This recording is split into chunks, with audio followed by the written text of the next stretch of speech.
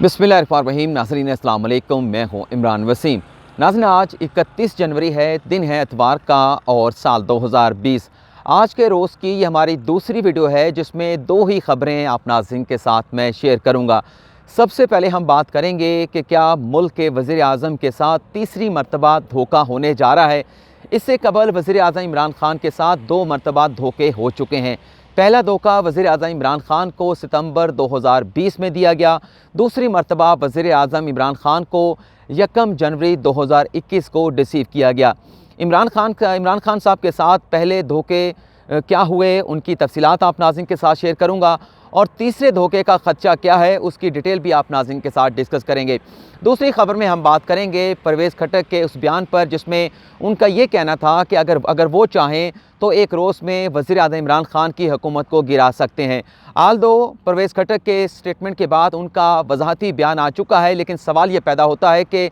किस बुनियाद पर परवेज़ खट्टक की जानिब से ऐसा बयान दिया गया जिसका वीडियो प्रूफ भी मौजूद है। क्या परवेज़ खट्टक की पाकिस्तान तहरीक इंसाफ में इतनी ज़्यादा रूट्स हैं जिसकी बुनियाद पर वो ये दावा कर रहे हैं कि वो सिर्फ़ एक दिन में वज़ीर आज़म इमरान खान की हुकूमत गिरा सकते हैं। तो इस खबर पर भी आप नाज़रीन के साथ गुफ्तगू करेंगे। तो सबसे पहले बात कर लेते हैं कि मुल्क के वज़ीर आज़म के साथ पहले 2 धोखे क्या हो चुके हैं और तीसरा किस धोखे का ख़दशा है वज़ीर आज़म इमरान खान के साथ। नाज़रीन आज वफाकी हुकूमत की जानिब से ये ऐलान किया गया, सोशल मीडिया पर एक ट्वीट जारी किया गया है वफाकी वज़ीर इत्तला शबरी फ़राज साहब की जानिब से कि मुल्क का वज़ीर आज़म पाकिस्तान के अवाम के साथ बराह रास्त टेलीफोनिक गुफ्तगू करेगा।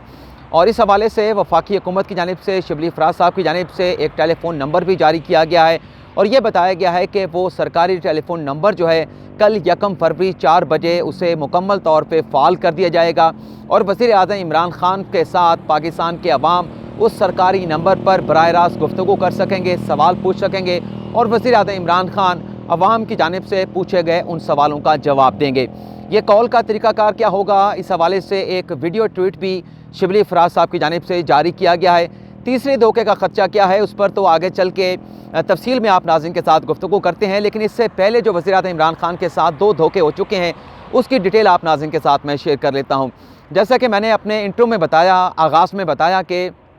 वज़ीर आज़म इमरान खान के साथ पहला धोखा सितंबर 2020 को उस वक्त हुआ था जब वज़ीर आज़म इमरान खान ने तरलाई में एक पनाहगाह का इफ्तिताह किया था। उस पनाहगाह में वज़ीर आज़म इमरान खान के साथ एहसास प्रोग्राम की सरबराह सानिया निश्तर भी मौजूद थी, दीगर सरकारी हुक्काम भी मौजूद थे। वज़ीर आज़म इमरान खान अपने वज़ीर आज़म हाउस से गए तरलाई में, वहाँ पर जाकर उन्होंने उस पनाहगाह का दौरा किया, वहाँ पर जो लोग मुकीम थे उनके साथ गुफ्तगू की और ये ख़बर दी गई मीडिया पर कि वज़ीर आज़म इमरान खान ने सरकारी उस पनाहगाह का दौरा करने के साथ साथ वहाँ पर दी गई सहूलियात का जायज़ा भी लिया और जो मुस्तहक़ीन लोग थे उनके साथ खाना भी खाया। तो यहाँ पर वज़ीर आज़म इमरान खान के साथ धोखा ये हुआ कि जो मुस्तहक़ीन वज़ीर आज़म इमरान खान को दिखाए गए थे और बताया गया था कि ये मुस्तहक़ीन जो है वो इस पनाहगाह में रहते हैं, सारा दिन ये अपना काम करते हैं और रात को आकर इसी पनाहगाह में अपनी रात गुजारते हैं, इन्हें खाना दिया जाता है, बेहतरीन किस्म की सहूलियात फ़राहम की जाती हैं। तो वो जो मुस्तहक़ीन उस वीडियो में दिखाए गए थे वो मुस्तहक़ीन जो है वो जेन्युइन नहीं थे,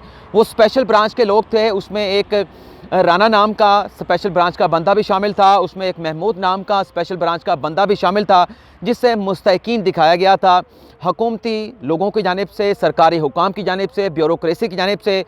तो बताया ये गया इमरान खान साहब को कि ये मुस्तहक़ीन है, यहाँ पर रहते हैं, लेकिन दरअसल जो मुस्तहक़ीन थे उन्हें वज़ीर आज़म इमरान खान के साथ मिलाया ही नहीं गया। इमरान खान साहब की उन मुस्तहक़ीन के साथ जिन्हें उनकी हुकूमत की जानिब से फैसिलिटेट किया जा रहा है, पनाहगाह में रिहाइश दी जा रही है, खाना दिया जा रहा है, सहूलियात दी जा रही हैं, उनके साथ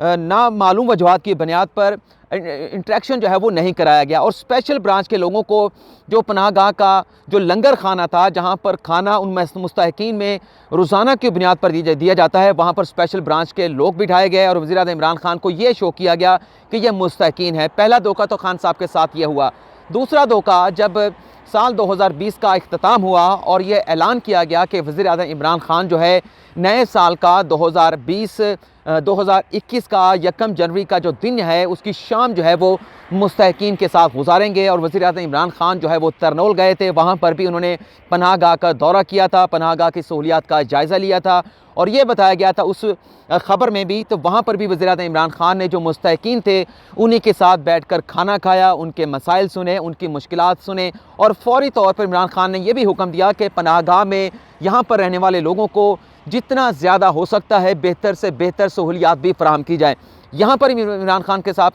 साहब के साथ ये धोखा हुआ कि वहाँ पर भी स्पेशल ब्रांच के लोगों को वज़ीर-ए-आज़म इमरान खान के साथ मिलाया गया और उन्हें दिखाया गया कि ये मुस्तहक़ीन है, जबकि हकीकत ये है कि वो जो लोग थे जो इमरान खान के साथ बैठे खाना खा रहे थे, जिनके मसाइल वज़ीर-ए-आज़म इमरान खान सुन रहे थे, वो स्पेशल ब्रांच के लोग थे जो उस पनाहगाह में नहीं रहते थे। लेकिन नामालूम वजूहात की बुनियाद पर जो मुस्तहक़ीन थे उन्हें इमरान खान से दूर कर दिया गया, मुल्क के वज़ीर-ए-आज़म के साथ उन्हें नहीं मिलाया गया, उनकी मुलाकात ना हो सकी। लेकिन स्पेशल ब्रांच के लोगों को बिठा के मुल्क के वज़ीर-ए-आज़म को ये बताया गया कि ये मुस्तहक़ीन हैं जो इस पनाहगाह में रहते हैं, रोज़ाना की बुनियाद पर रात को आकर खाना खाते हैं, सहूलियात दी जाती हैं और सुबह ही अपने कामों पे चले जाते हैं। तो ये दो धोखे वज़ीर-ए-आज़म इमरान खान के साथ पहले हो चुके हैं। और इस खबर की अगर किसी ने तस्दीक करनी है तो इस्लामाबाद में एक सहाफ़ी हैं, दुनिया टेलीविज़न में वो काम करते हैं, पिछले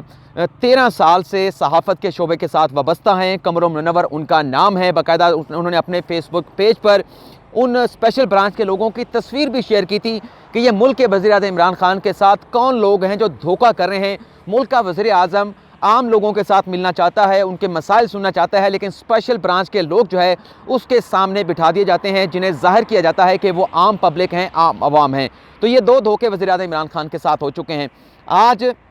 जो ऐलान किया गया कि कल वज़ीर-ए-आज़म इमरान खान जो है वो पाकिस्तान के अवाम के साथ बराह रास्त टेलीफोनिक गुफ्तगू करेंगे, अच्छा इनिशिएटिव है। जब पाकिस्तान के अवाम जो है बराह रास्त मुल्क के वज़ीर-ए-आज़म के साथ गुफ्तगू करेंगे, अपने मसाइल उनके सामने रखेंगे, अपने मुश्किलात बयान करेंगे, सवाल पूछेंगे और उनके जवाब वज़ीर-ए-आज़म इमरान खान की जानिब से दिए जाएंगे, तो ये एक अच्छा इनिशिएटिव है जिसे सराहा जाना चाहिए। लेकिन यहाँ पर वही खदशा है जो पहले दो धोखे वज़ीर-ए-आज़म इमरान खान के साथ हो चुके हैं। क्या इस मरतबा भी जो अवाम वज़ीर-ए-आज़म इमरान खान को शो की जाएगी, जो टेलीफोन कॉल वज़ीर-ए-आज़म इमरान खान को दी जाएगी, क्या वो जेन्युइन पाकिस्तान के अवाम की कॉल होगी? क्योंकि इस तरह की जब कॉल्स होती हैं, जब मुल्क का प्राइम मिनिस्टर ऐसी कॉल लेता है तो उस पर एक चेक रख दिया जाता है। तो क्या किसी और नए खदशे की बुनियाद पर अवाम की कॉलों को ब्लॉक ना कर दिया जाए? इस खदशे का इजहार किया जा रहा है और ख़ास लोगों को जो ख़ास सवाल जो है वज़ीर-ए-आज़म इमरान खान से पूछेंगे, उन ख़ास लोगों के ख़ास सवाल जो है वज़ीर-ए-आज़म इमरान खान को थ्रू कर दिए जाएंगे, ख़ास लोगों की कॉल वज़ीर-ए-आज़म इमरान खान को थ्रू कर दी जाएगी।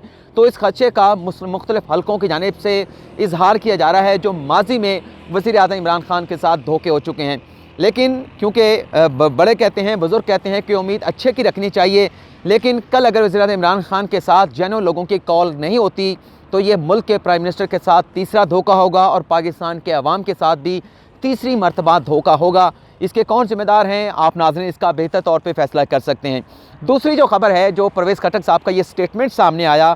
कि मैं अपना वज़ीर-ए-आज़म इमरान खान की हुकूमत को सिर्फ एक दिन में गिरा सकता हूँ, लेकिन चूँकि वज़ीर-ए-आज़म इमरान खान के मेरे ऊपर बहुत ज़्यादा एहसानात हैं, मैं उनका ममनून हूँ, लेकिन मैं ऐसा नहीं करूँगा। ऐसा स्टेटमेंट उनकी जानिब से अपने हलके में, अपने इलाके में जो ज़िमनी इलेक्शन होने जा रहा है उसमें उस इलेक्शन के दौरान एक तकरीब से खिताब करते हुए किया गया। आल्दो कि मैंने आपको बताया है कि इस स्टेटमेंट के बाद परवेज़ खट्टक का जो वज़ाती बयान है वो भी आ चुका है, जिसमें परवेज़ खट्टक का ये कहना है कि मैंने अपने बयान में ये भी कहा था कि मैं वज़ीर-ए-आज़म इमरान खान का ममनून हूँ, उनका एहसानमंद हूँ। वज़ीर-ए-आज़म इमरान खान के एहसानों की वजह से, ताउन की वजह से हमें बहुत ज़्यादा कामयाबियाँ हासिल हुई हैं। ये तो उन्होंने एक वजाहती बयान जारी कर दिया, जबकि जो पहला उनका स्टेटमेंट था उसमें वाज़े तौर पर सुना जा सकता है, देखा जा सकता है कि परवेज़ खट्टक साहब मुल्क के वज़ीर-ए-आज़म और उनकी हुकूमत की साख के हवाले से, उनकी हुकूमत को गिराने के हवाले से क्या बातें कर रहे हैं, क्या दावे कर रहे हैं। बेशक वो अपना वजाहती बयान जारी कर रहे हैं, इससे पहले दिए गए अपने बयान को वो कवर अप करने की कोशिश कर रहे हैं वजाहती बयान के ज़रिए,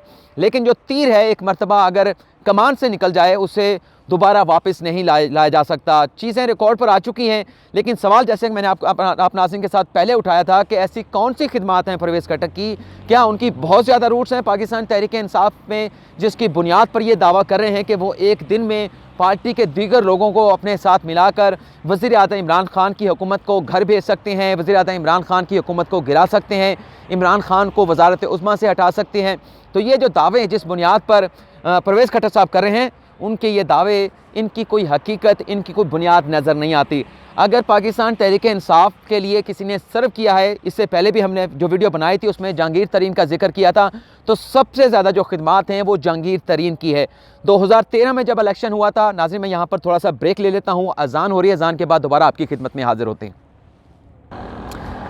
हाँ तो नाज़रीन हम बात कर रहे थे कि पाकिस्तान तहरीक इंसाफ में किसकी ज़्यादा कामयाबियाँ हैं, क्या परवेज़ खट्टक की या जहांगीर तरीन की। 2013 के इलेक्शन में परवेज़ खट्टक को वज़ीर आला बनाया गया था। 2013 के इलेक्शन के बाद जब 2018 में इलेक्शन हुए तो वहाँ पर पाकिस्तान तहरीक इंसाफ ने खैबर पख्तूनख्वा में दोबारा से हुकूमत बनाई। गवर्नेंस के इशू पे बात नहीं करते, लेकिन ये जो कामयाबी दूसरी मरतबा खैबर पख्तूनख्वा में पाकिस्तान तहरीक इंसाफ को हासिल हुई, उसकी एक बड़ी वजह वज़ीर-ए-आज़म इमरान खान का अपना बयानिया था। वज़ीर-ए-आज़म इमरान खान का अपना अपोजिशन लीडर का वो किरदार था जो उन्होंने 2013 से लेकर 2018 तक अदा किया। उस किरदार का ज़्यादा जो है वो वज़न था, जिसकी वजह से इमरान खान को KPK में दोबारा से कामयाबी हासिल हुई। और दूसरा जो पंजाब में कामयाबी हासिल हुई, वफाक में वज़ीर-ए-आज़म इमरान खान ने जो हुकूमत बनाई, चाहे कोई माने या ना माने, उसमें जहांगीर तरीन का बहुत ज़्यादा किरदार है, उनकी बहुत ज़्यादा खिदमात हैं। 2018 के इलेक्शन से पहले जिस तरह से बड़े बड़े लोगों को, बड़े बड़े नामों को जहांगीर तरीन की जानिब से